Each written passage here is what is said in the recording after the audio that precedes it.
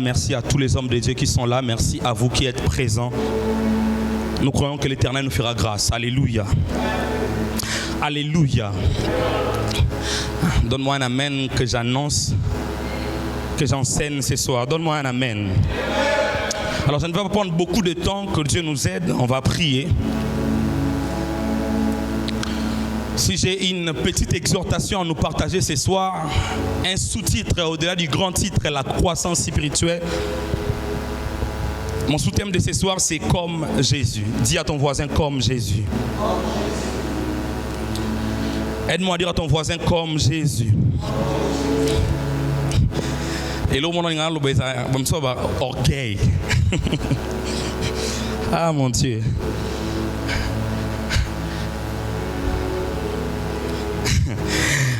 J'ai partagé cela avec ma femme. Je lui parlais de... Tu fais bien d'acclamer, tu fais bien d'acclamer. Gloire à Dieu, j'ai parlé avec elle, je lui disais, comme Néhémie. Comme Néhémie. Bon, j'ai dit comme Néhémie. Bon, Néhémie est le type de Christ. Selon la typologie. Mais il m'a interdit lui-même le Saint-Esprit. Il m'a dit, parle de Jésus. Les modèles par excellence, vers qui nous tendons pour croître, c'est de ressembler réellement à Jésus-Christ. Est-ce que je parle à quelqu'un? Si nous devons croître, nous devons grandir avec Dieu, ce n'est pas pour stagner quelque part, ce n'est pas pour ressembler à Abraham ou ressembler à X, Y personne dans la Bible. La seule personne auprès de qui nous devons croître, ça s'appelle Christ. C'est pourquoi mon thème de ce soir, mon sous-thème, c'est comme Jésus. Alléluia. Alléluia. Mais permettez-moi de définir rapidement la croissance spirituelle. C'est quoi la croissance spirituelle? La croissance spirituelle est le processus par lequel une personne, un homme ou une femme, se développe. Croître spirituellement, c'est se développer spirituellement. Frères et sœurs dans le Seigneur, nous sommes nés en Jésus-Christ depuis le jour où on a donné notre vie en Christ. Mais la vie chrétienne ne se limite pas par la naissance. La vie chrétienne doit nous amener à se développer. Et à se développer doit nous conduire à croître et à ressembler à l'image parfaite de Jésus-Christ. Ma prière élevée de mon cœur ce soir est que quelqu'un se développe, quelqu'un puisse croître spirituellement jusqu'à ressembler à Jésus. Je disais tantôt, la croissance spirituelle, c'est le fait de se développer intérieurement dans sa relation avec Dieu. Si quelqu'un est en train de noter, il note ceci: la croissance spirituelle, c'est se développer intérieurement dans sa relation avec Dieu. Croître spirituellement, c'est grandir dans sa relation avec Dieu. Croître spirituellement, c'est grandir dans son intimité avec Dieu. Tout un chacun de nous dira, je me rappelle même dans un ministère où j'ai travaillé, on nous expliquait même comment faire pour prier, ne fût-ce qu'une heure du temps, quand on est enfant de Dieu.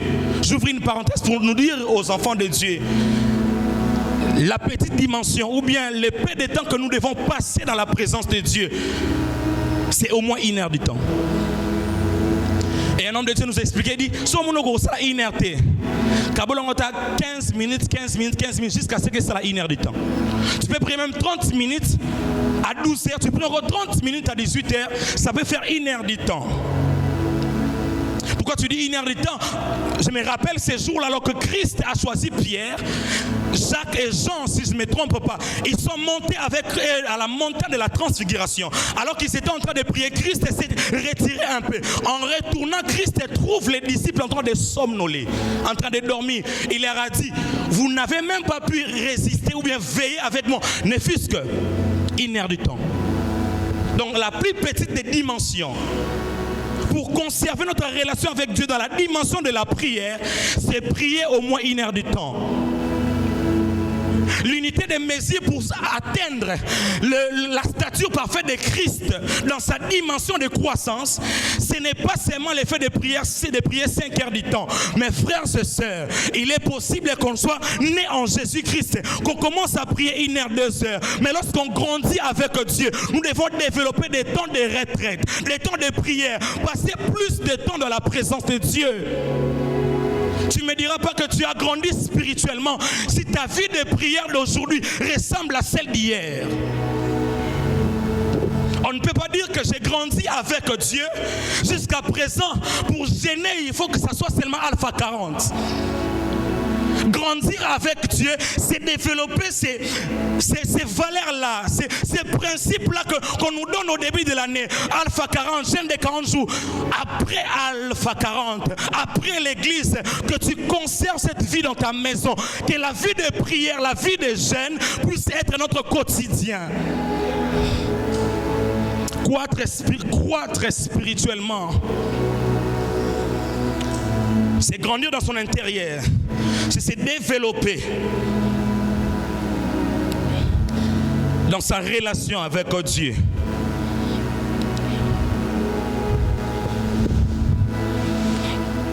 C'est lui qui croit spirituellement, au-delà de se développer dans son intérieur. Il y a aussi une progression dans sa sensibilité à entendre la voix de Dieu. Quand nous croissons spirituellement, quand nous progressons avec Dieu, quand nous nous développons dans les choses de Dieu, nous devons devenir sensibles à la voix du Seigneur. Comment je peux dire ça? En d'autres mots, croître spirituellement, c'est s'améliorer, c'est progresser, c'est devenir plus meilleur que ce qu'on était hier. Quand on croit spirituellement, on devient plus meilleur que ce que nous étions hier. Ma prière est élevée de mon cœur, que la dimension que tu auras après ces cultes puisse dépasser la dimension que tu avais après ces cultes. La croissance spirituelle n'est pas qu'un sujet, n'est pas qu'un thème, c'est une vie à expérimenter. Après ces cultes, quelqu'un va aller chercher la présence de Dieu. Après ces cultes, quelqu'un va aller encore se développer sa relation avec Dieu. Dis-moi que tu as grandi avec le Seigneur. On ne va pas les remarquer à l'église, on va les remarquer après les cultes. Si après les cultes nous menons la même vie que nous menons à l'église, c'est alors qu'on peut dire réellement cette personne a grandi avec Dieu. Est-ce que je parle à quelqu'un? Je disais que c'est devenu meilleur que ce que nous étions hier. Mais croître spirituellement, c'est aussi être transformé à l'image de Jésus-Christ. Au-delà de se développer, au-delà de s'améliorer, au-delà de progresser, c'est être transformé. Du reste, la vie chrétienne, ce n'est pas seulement une vie d'amélioration, mais c'est une vie de transformation. Lorsque nous commençons la vie chrétienne, au-delà de la repentance, c'est une conversion. En d'autres mots, c'est un retour total vers Dieu. On se transforme, on ne s'améliore pas toujours. On quitte le fait d'être païen et on devient. Or, devenir, c'est être transformé. Les Corinthiens 3, le verset 18, la Bible déclare: nous tous qui avons les visages découverts, contemplons comme dans un miroir la gloire de l'Éternel et nous sommes transformés en la même image. Je ne peux pas regarder la gloire de Dieu et être transformé à autre chose. Si j'observe la gloire de Dieu, je dois ressembler à la gloire de Dieu. J'aimerais dire à quelqu'un, lorsque nous observons la présence de Dieu, nous devons ressembler à cette présence. C'est ça, grandir spirituellement. C'est contempler la présence de Dieu. Du reste, la Bible déclare, lorsqu'on tourne vers lui les regards, nos regards doivent être fixés vers Dieu. Je suis en train de parler à quelqu'un.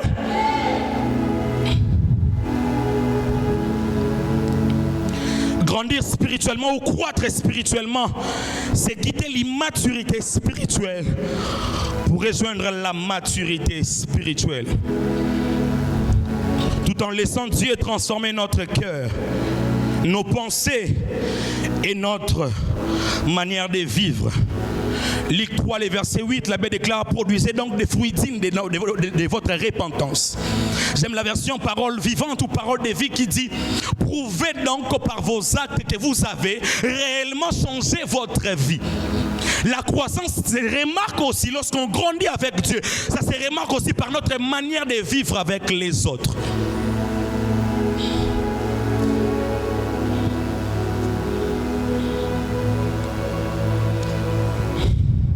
Que Dieu bénisse notre Père qui a inspiré ces thèmes. C'est que quelque part, on ne nous qualifie pas des immatures. On ne nous qualifie pas des personnes qui n'ont pas grandi. Mais on vient simplement nous rappeler que la croissance est d'une grande importance pour l'Église. Mais par la même occasion aussi, ça vient interpeller ceux qui traînent encore dans la bassesse, dans les péchés, dans l'immaturité, de quitter cette étape et d'aller vers la croissance. Car la vie chrétienne, on dit c'est une marche. Donc dans la vie chrétienne, on doit se déplacer. On doit quitter un point X vers un point Y. C'est la marche chrétienne. Donc nous devons progresser. Je suis en train de bénir quelqu'un.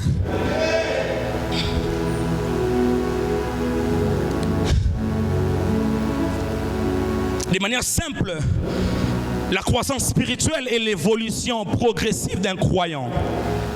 De manière simple, la croissance spirituelle est l'évolution progressive d'un croyant qui apprend à connaître Dieu davantage.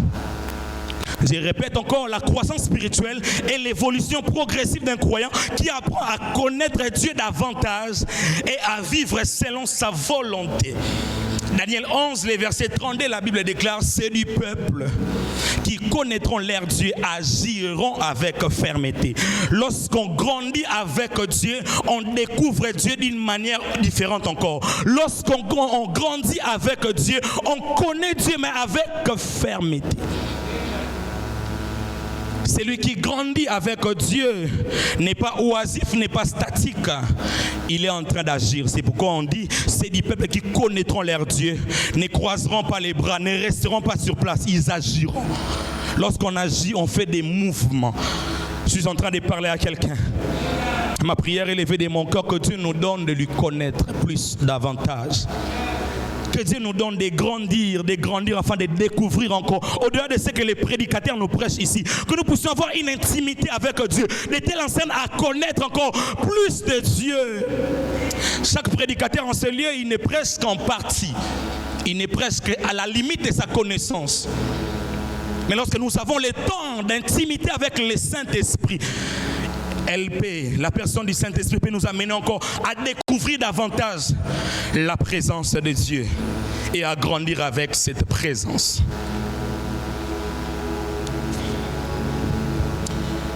C'était les définitions simples, les définitions qu'on pouvait retenir de la croissance spirituelle. Mais il y a quelqu'un dans la foule, nous sommes ici, on se pose des questions. Comment reconnaître, ou bien comment la croissance spirituelle se manifeste? Quels sont les signes qui démontrent que l'Église a grandi? Cette personne a grandi spirituellement. Ma vie de prière est en train de grandir. Ma consécration avec Dieu est en train de progresser, d'aller en avant. Retenez premièrement, une croissance spirituelle se manifeste par une relation plus profonde avec Dieu.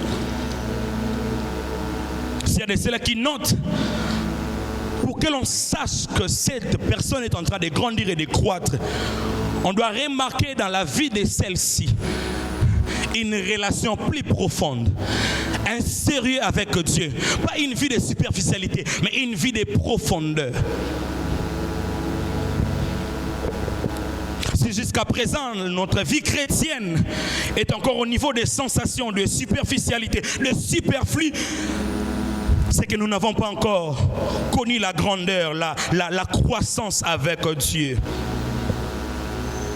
Pour savoir que cette personne a grandi avec Dieu, nous devons voir cette personne dans sa relation avec Dieu, le sérieux, la profondeur. Quand on est profond avec Dieu, c'est alors qu'on deviendra utile et efficace dans l'œuvre de Dieu.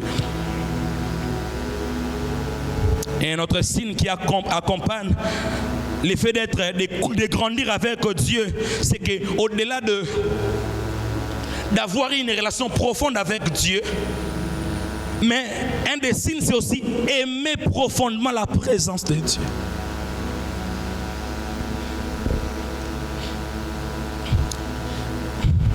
Je ne parle pas à vous, mais je nous parle à tous.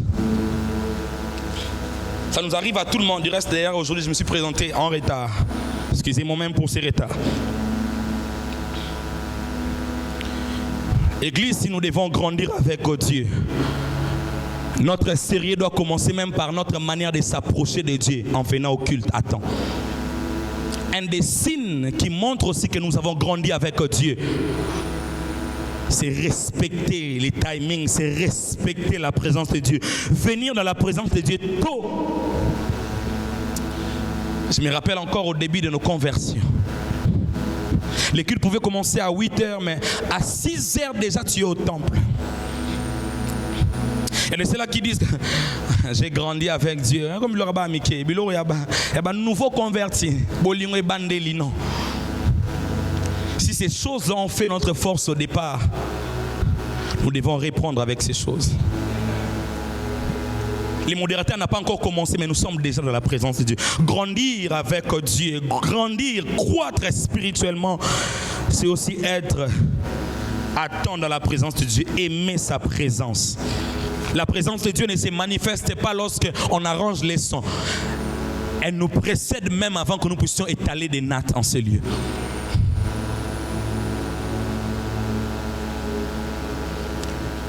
On remarque aussi la croissance spirituelle. La croissance spirituelle se manifeste aussi par l'effet de grandir dans notre compréhension de la parole de Dieu, dans notre compréhension des Écritures. J'ai vu la publication, j'ai vu. C'est vrai, on était dans les codes des fois, mais quand on a publié aussi aujourd'hui, on a des cultes d'intercession et d'enseignement. Quand on vient enseigner, on vient décortiquer la parole de Dieu. On vient expliquer la parole de Dieu. Et quiconque veut grandir avec Dieu spirituellement, dans sa vie, on doit remarquer cet amour-là. De grandir dans les Écritures, d'aimer profondément la parole de Dieu et même de comprendre les Écritures.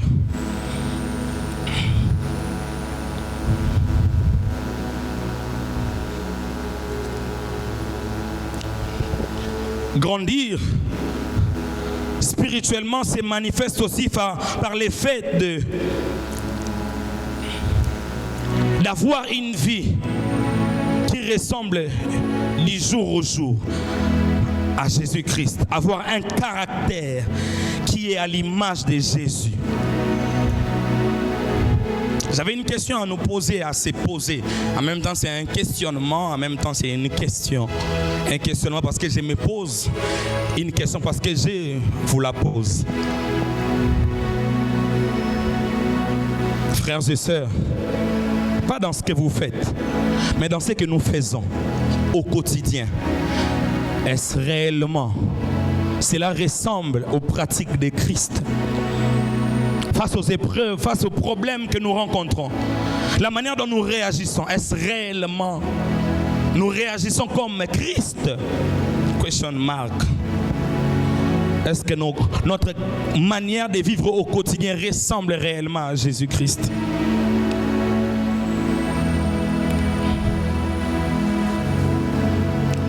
La troisième des choses, mon troisième point, au-delà de définir, mon deuxième point, c'était comment se manifeste la croissance. Mon troisième grand point dans ces messages, la croissance spirituelle.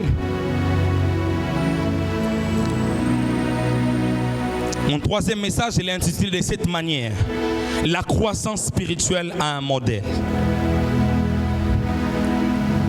Parler de la croissance spirituelle, c'est de savoir que la croissance spirituelle a un modèle. Église, il y a une question qui monte dans mon esprit encore. Voici la question. Quand nous parlons de la croissance spirituelle, vers qui nous devons grandir? Nous sommes dans une génération où, quand on parle de grandir spirituellement, c'est qu'on se mesure les uns les autres. Dire que moi j'ai grandi spirituellement, c'est que j'ai prêché plus que toi. Je suis programmé plus de 12 fois dans l'année, alors que toi on te programme 2 fois dans l'année. C'est comme si vers qui nous tendons pour grandir spirituellement, c'est notre opposé, c'est notre frère, c'est notre sœur. dire que moi j'ai grandi spirituellement. Moi je prêche les dimanches, toi tu prêches les mardis. Il y a un joueur, il y a semaine. Un leader à dimanche. Pour nous grandir spirituellement, moi, nous la compassion, on gêne plus que c'est des... Donc nous on fait 40 et ils font 21. Donc nous sommes plus grands que eux. Pour nous, quand on veut grandir spirituellement, c'est comme si on tend vers notre prochain. Frères et sœurs, la croissance spirituelle a un modèle. Les modèles de la croissance spirituelle, ce n'est pas les voisins, c'est la personne de Jésus-Christ. Si nous voulons grandir spirituellement, nous devons tirer notre modèle de Jésus. La réponse, elle est simple. Les modèles de la croissance. Vers qui nous tendons?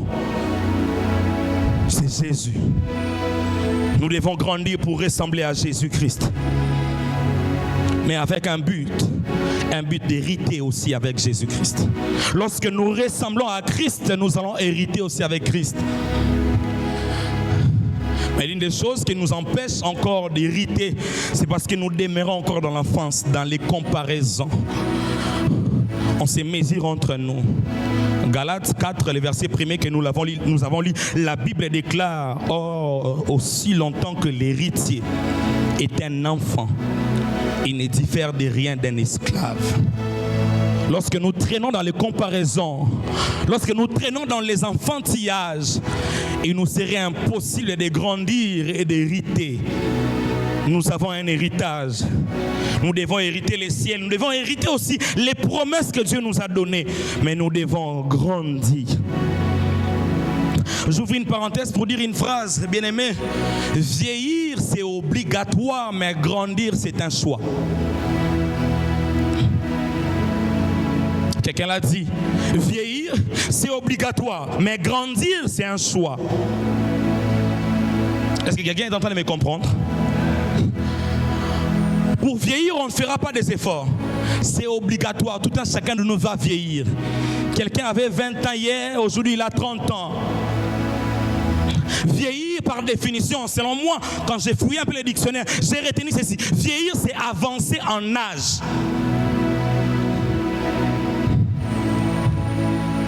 C'est un processus biologique inévitable qui concerne tous les êtres vivants.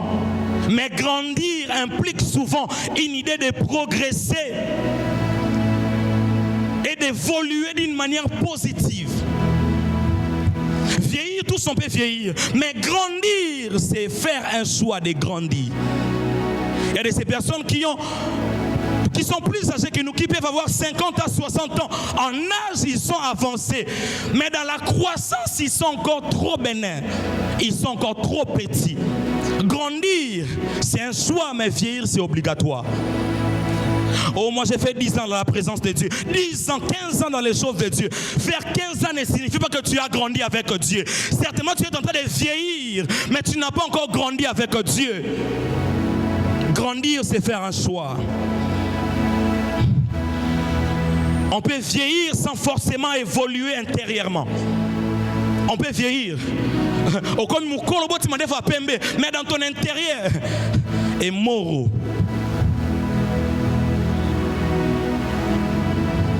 Vous serez très d'accord avec moi. Les païens, sans que je cite les noms, les musiciens que nous voyons. Il y a des musiciens qui ont 50 ans, 70 ans déjà qui sont là. Les stars congolaises. Ils ont vieilli, mais ils n'ont pas grandi. Ils vieillissent, mais ils ne grandissent pas. Parce que grandir selon la volonté de Dieu, c'est grandir dans son âme, dans son esprit. C'est grandir selon la volonté de Dieu. On peut empêcher de vieillir, mais on peut toujours choisir de grandir. Église, grandissons. Église, grandissons. Je ne m'épargne pas. C'est pourquoi je dis grandissons. Grandissons, Église. Cherchons les mécanismes. Cultivons la vie de prière, la vie de jeûne, la vie de consécration. Mais pourvu que nous puissions grandir. Il ne nous appelle pas seulement à croître à prendre de l'âge, à vieillir plutôt. Mais il nous appelle à grandir spirituellement. La croissance spirituelle n'est pas certes automatique, mais elle est intentionnelle. Nous devons nous-mêmes s'efforcer à grandir. Est-ce que je parle à quelqu'un? Est-ce que je parle à quelqu'un? Et mettez-moi dans les 15-20 minutes qui me restent de toucher vraiment mon sous-thème. Comme Jésus. Dis avec moi, comme Jésus. Dis encore avec moi, comme Jésus. Comme Jésus veut dire prendre Jésus pour modèle. Comme Jésus veut dire, c'est que Jésus-Christ a à nous enseigner sur la croissance spirituelle.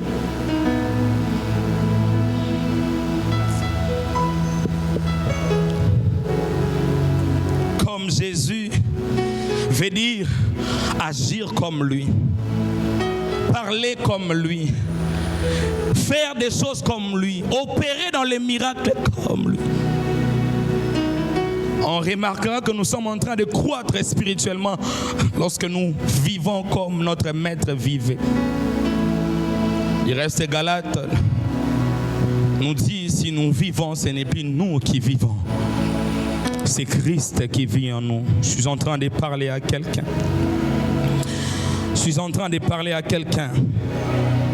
Mais la personne auprès de qui nous tirons comme modèle, nous tirons les modèles, n'a pas commencé directement grand. Raison pour laquelle nous avons lu Ésaïe 9. On nous dit, un enfant nous est né, mais un fils nous est donné. Alléluia. Alléluia. Alléluia. Frères et sœurs, lorsque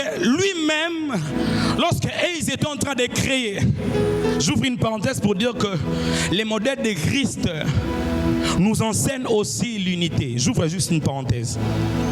Parce que même Christ, auprès de qui nous tirons les modèles, lorsqu'il était au commencement, dans sa dimension de Dieu, la Bible n'a pas dit qu'il a dit « J'ai créé un homme à mon image ». Elohim, Christ dans sa pluralité, alors qu'il était en train de créer, il a dit « Créons l'homme à notre image ». Les modèles de Christ, c'est les modèles qui prônent aussi l'unité. Mais ce n'est pas là mon message de ce soir, je dis juste en passant. Mais l'homme qu'il a créé à son image, auprès de qui on pouvait tirer les modèles, auprès de qui on pensait que oui, tout allait finir par lui. C'est comme si Christ, Dieu, quand il s'est mis, il a dit, pourquoi j'avais créé Adam? Adam a été créé directement grand. Adam n'a rien à nous enseigner sur la croissance spirituelle. Adam, pour nous enseigner sur la croissance spirituelle, on devait te voir naître d'abord. On devait te voir d'abord naître. C'est pourquoi les modèles de Christ nous apprennent. C'est vrai, on ne peut pas devenir grand directement. On doit commencer quelque part. J'aimerais dire à quelqu'un, c'est vrai que tu te demandes encore, tu te dis, je ne sais pas comment je vais grandir. Laisse-moi te dire, auprès de qui nous tirons les modèles, la personne de Jésus-Christ, lui-même n'est pas directement né grand. Christ, dans sa dimension d'homme, il a d'abord commencé à être un enfant. Il est passé par la naissance. Il est passé par la naissance. Mais en venant par la naissance, il devait croître. Il devait grandir. Parce qu'il avait une mission. C'est lui de sauver l'humanité. C'est que nous devons savoir, lorsque nous grandissons spirituellement, nous prenons la forme que Dieu attend de nous, afin qu'il nous accorde la mission qu'il a prévue pour nous. Grandir spirituellement, c'est se préparer à accomplir une mission pour Dieu. Christ, étant enfant, n'avait pas encore de mission. Mais la Bible ne s'arrête pas en disant un enfant nous est né, mais aussi un fils nous est donné. Et c'est le Fils qui est donné. Un enfant ne peut pas monter à la croix. Un enfant ne sait pas mourir pour l'autre. Un enfant est encore au niveau de l'égoïsme. Un enfant conserve encore sa vie. Mais lorsqu'on devient fils, on se laisse entre les mains du Père. C'est pourquoi la Bible déclare dans Jean 3,16, la Bible déclare, car Dieu a tant aimé le monde qu'il a donné pas à son enfant, mais qu'il a donné son Fils. C'est lui qui a déjà grandi. C'est lui qui est passé par la naissance, qui s'est développé et qui est devenu un don pour l'Église. L'enfant conserve encore sa vie. La Bible déclare, celui qui conserve sa vie la perdra. Mais celui qui perdra sa vie à cause de moi la récupérera. Frères et sœurs, si nous voulons devenir un don pour le monde, un don pour l'Église, nous devons grandir spirituellement. On ne sait pas consommer ce qu'un enfant nous produit. Un enfant a relié ce bilorama yoto, a relié ce savon, au relais boumou. Mais lorsqu'on devient grand, on est comestible. Lorsqu'on devient grand, on peut te consommer. Lorsqu'on devient grand, on peut te suivre à la télé. Lorsqu'on devient grand, on peut consommer la matière que tu nous donnes. C'est la dimension des fils qui est la dimension d'être un don, de nourrir plusieurs personnes. Croître spirituellement, c'est atteindre la dimension du fils. Un enfant nous est né, c'est la naissance. Un fils nous est donné. On donne le fils parce que le fils a grandi. Le fils a manifesté les valeurs qu'il faut.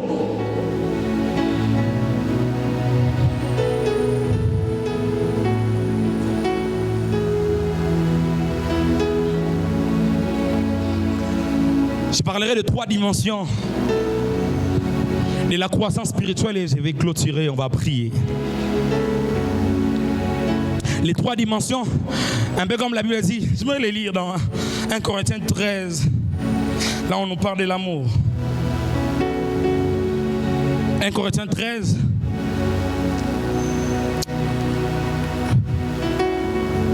Le verset 13. La Bible déclare, maintenant donc, ces 3 choses demeurent. La foi, l'espérance, la charité. Mais la plus grande de ces choses, c'est la charité. Mais moi, dans mon message, alors que je suis en train de chuter, de clôturer pour prendre les 3 grandes dimensions spirituelles, je dirais aussi maintenant donc, pasteur Philémon, 3 choses demeurent. La stature, la sagesse et la grâce. Mais dans ces 3 choses, 2 choses sont importantes.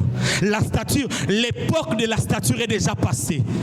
Quelqu'un ne me donne pas un amen. Je disais, l'époque de la stature est déjà passée. Si tu ne me donnes pas un amen, David peut témoigner cela. Le jour où on est venu pour oindre un roi, le prophète a vu, c'est lui qui avait la masse, c'est lui qui avait la stature, c'est lui qui avait la forme, c'est lui qui avait une taille plus élancée. Il a dit certainement c'est lui le roi. Il s'est trompé parce que l'époque de la stature est déjà passée. Si on était encore à l'époque de la stature, Goliath pouvait se manifester. David a été le maté. Parce qu'en termes de stature, c'est Goliath qui était le plus élancé. Mais Christ nous a montré, oui c'est vrai, en grandissant, on peut grandir en stature, on peut quand même prendre la taille. Mais dans les choses de Dieu, la taille physique ne compte pas souvent. C'est la taille spirituelle qui compte le plus souvent. Raison pour laquelle David n'était pas physiquement plus élancé que Goliath. Mais parce que dans son intérieur, il était plus spirituel que Goliath. C'est pourquoi par la pierre, Dieu pouvait rendre David plus élancé que Goliath.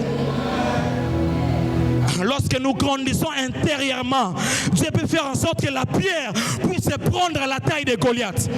L'époque de la stature est déjà passée. Je ne dis pas les statues ou la statue, la stature, la taille physique. Cette époque est déjà passée. Quand on voulait faire les choix pour celui qu'on a oué par les fioles, il s'appelle Saül. La Bible déclare, dans 1 Samuel, je pense bien, on dit Saül dépassait toute la foule de la taille. La tête de Saül était plus élancée que la tête de plusieurs. Donc Saül c'était un jeune homme, un robuste. Il répondait aux critères des rois à cette époque-là. Mais c'est que la bonne nouvelle pour nous ce soir, nous ne sommes plus à l'époque de la stature, mais nous sommes à l'époque de la grâce. Nous sommes à la saison de la grâce. Mais Christ est notre modèle dans sa croissance spirituelle. Il grandissait en stature. Mais parce que la vie chrétienne n'est pas un statu quo, n'est pas une stagnation. Il a dit au-delà de la stature, il grandissait en grâce. Ma prière est élevée de mon cœur. Que nous puissions grandir en sagesse. Que nous puissions grandir en grâce.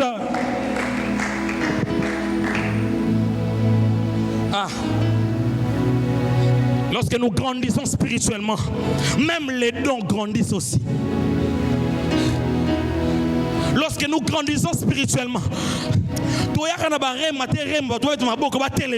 mais nous venons pour bâtir des vies. Nous venons pour construire des âmes. La Bible déclare que nous ne sommes pas de ceux-là qui se retirent pour se perdre, mais nous sommes de ceux-là qui ont la foi pour conserver leur âme. Prédicateurs, je nous en supplie, s'il vous plaît, et moi-même dedans. Lorsque nous venons ici devant, on ne vient pas pour démontrer seulement la connaissance, on vient pour construire des vies. Grandir spirituellement, c'est quitter cette dimension-là. Oh, il y a un spectacle hébreu grec. On vient pour bâtir, donner un message profond. Ce sont des vies des gens qui sont ici. On ne vient pas pour blaguer, on vient pour communiquer la vie de Dieu. Grandir spirituellement, c'est communiquer la vie de Christ. Je suis en train de parler à quelqu'un.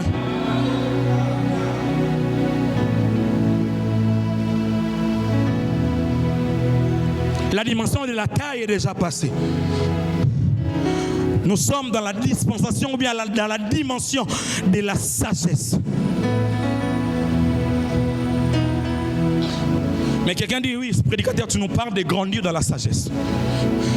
Grandir dans la grâce. J'ai fait ça comment? Par quel moyen? Je me réveille directement, j'ai grandi dans la sagesse. La première des choses pour grandir dans la sagesse, si je peux poser la question, comment grandir dans la sagesse? La première des choses, il faut être un accoutumé, un habitué de la présence de Dieu. On ne devient pas sage en dehors de la présence de Dieu. La Bible dit, la crainte de l'Éternel est le commencement de la sagesse. On apprend sur la crainte de l'Éternel dans la présence de Dieu, dans la maison de Dieu, pour devenir sage spirituellement, qui sera pour nous un signe de grandir avec Dieu. Nous devons s'habituer, être accoutumés de la présence de Dieu.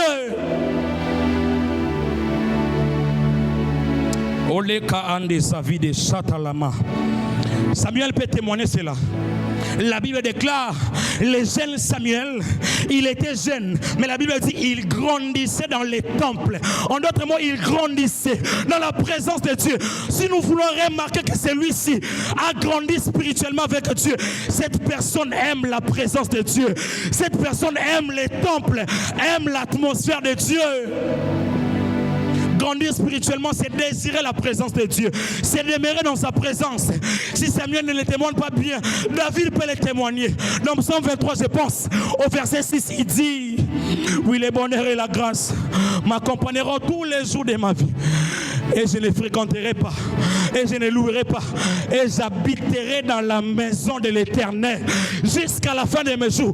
Je n'ai pas à changer des adresses. Actuellement, j'ai déménagé. J'ai quitté Ozone pour Pigeon. Là, c'est moi humain. Mais pour la présence de Dieu, on n'a pas à déménager. On n'a qu'à rester dans la présence de Dieu. On n'a pas une autre adresse qui peut nous mettre à l'aise spirituellement.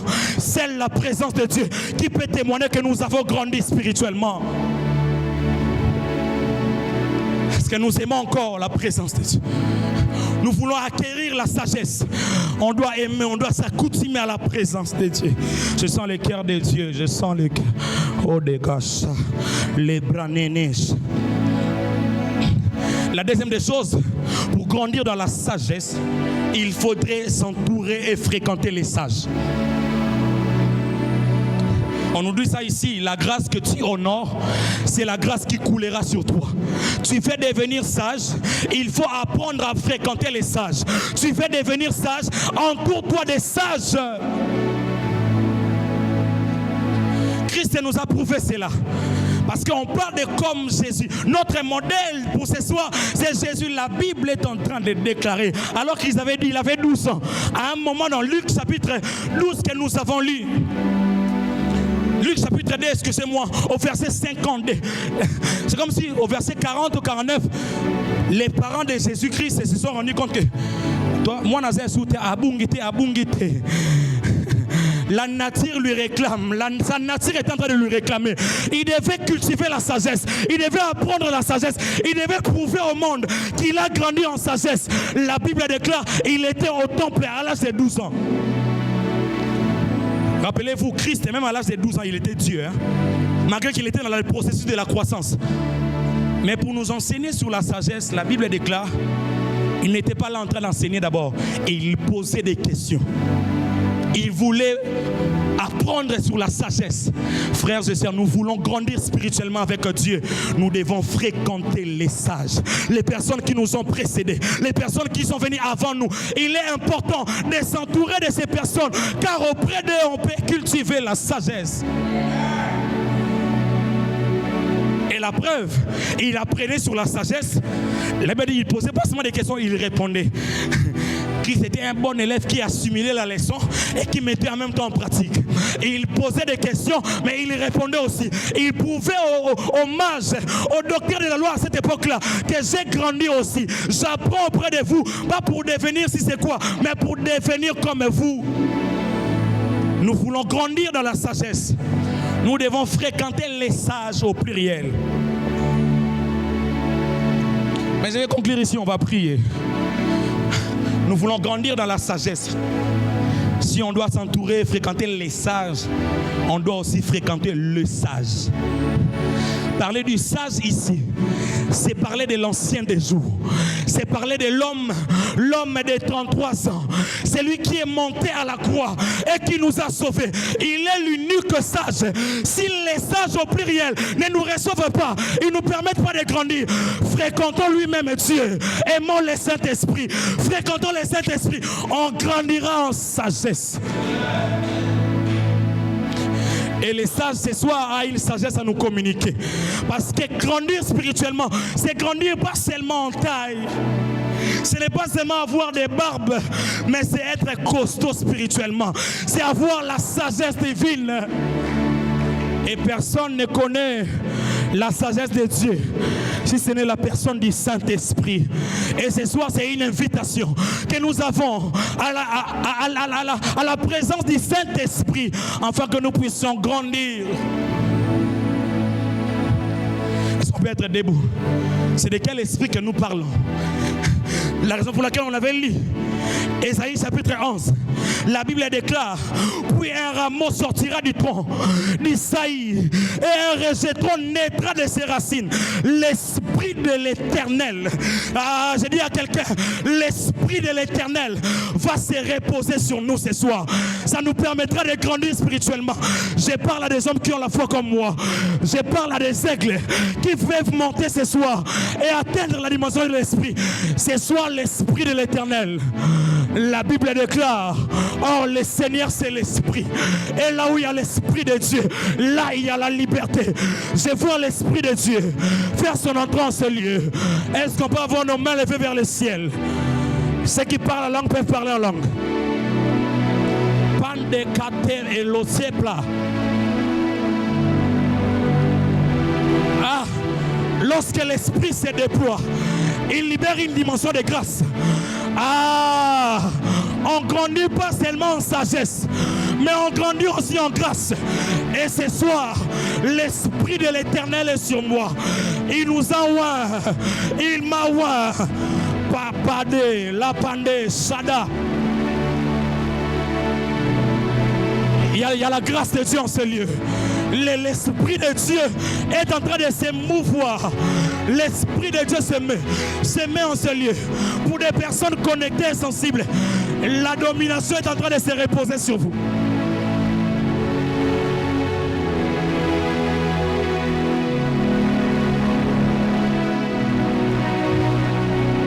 Alabashaya.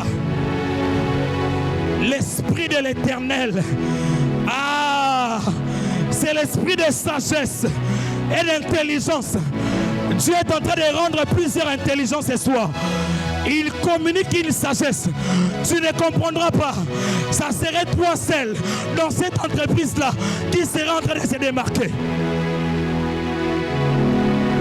À cause de la sagesse, à cause de l'intelligence divine, à cause de l'esprit de l'Éternel. Machada, les prades planama playa vache. l'image de Jésus-Christ. Comme Jésus, nous sommes au temple. Nous attendons l'Esprit. Nous attendons l'Esprit.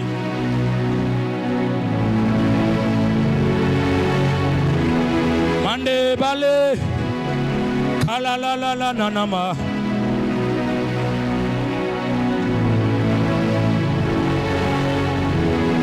Je veux être comme Jésus. Toute ma vie, je voudrais être comme Jésus. Toute ma vie, je voudrais prier comme Jésus. Oui, mon sauveur, je veux être comme toute ma vie. Je veux être comme Jésus. Toute ma vie, je veux être comme Jésus. Toute ma vie. Quand il marche là-bas, là-bas en Galilée, ici il y a, vraiment ici, il est allé jusqu'à laver les pieds de ses disciples. À combien plus fort raison, moi un homme dans le péché.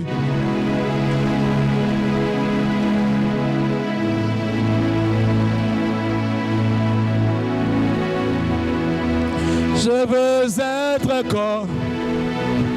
Papa, c'est une prière que nous t'adressons ce soir. C'est une prière que nous faisons monter vers toi. Nous avons compris ce soir que grandir spirituellement, c'est te ressembler, être à l'image parfaite de Dieu.